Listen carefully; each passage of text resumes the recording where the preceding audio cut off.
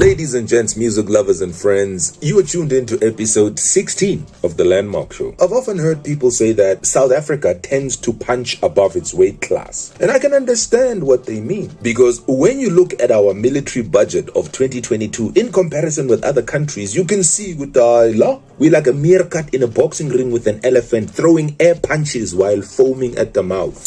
Dog, seriously. The 2022 numbers on global military spending are hectic.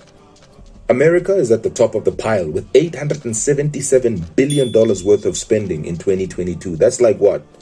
9 zeros? And South Africa, on the other hand, we sit on top of mountains of gold, diamonds, and platinum, yet our military budget would barely buy us a water pistol. We were just at $4.6 billion US.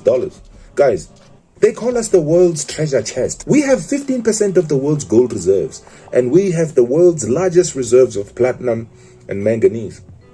Yet all of that compared to our military budget, it feels like we are hosting a party with all the best drinks, and we forgot to hire a bouncer.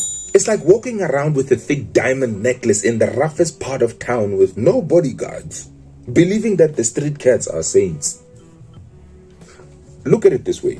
Just USA, China, and Russia combined last year spent $1.2 trillion US. Now, compare that with our $4.6 billion US. I mean, these countries are pumping out hundreds of billions for missiles, tanks, fighter jets, aircraft carriers, submarines, rockets, sophisticated weapons of mass destruction. They probably look at our budget and probably say, these ones are still buying shields, knobkiris, and spears. See, it's not that African nations aren't spending at all. It's just that compared to these giants, our military wallets seem a little bit too thin. We're over here counting pennies, while the big boys are in the club dropping Benjamins. And instead of bottle service, it's missile service. Now, I know what y'all are going to say. You're going to say, Landmark, Africa's strategy is not about guns and tanks. It's about unity, rainbows, Ubuntu, inclusivity, and diplomacy, and cultural strength. Guys, let's be clear.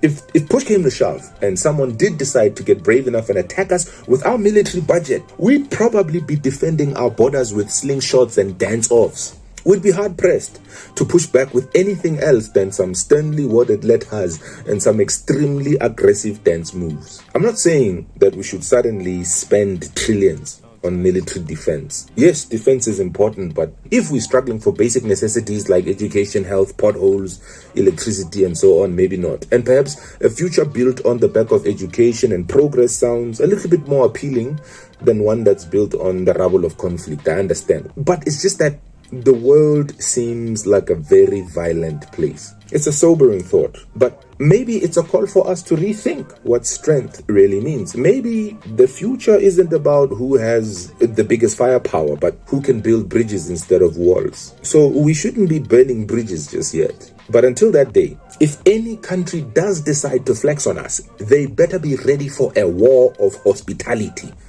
You here to invade us? That's cute. Have you tried our shisanyama and boerewors yet? And that's all for today, folks. As always, I'm Landmark, reminding you to stay woke. And remember, even in a world of warships, never underestimate the power of a good bribe.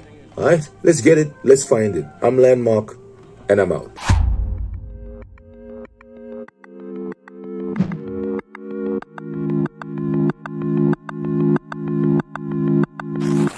Do you really want it if you don't know what it costs? And the only way to get it is for you to take a loss. Gotta get it, but it's trapped inside the walls. Something's gotta give, but it's trapped inside the walls.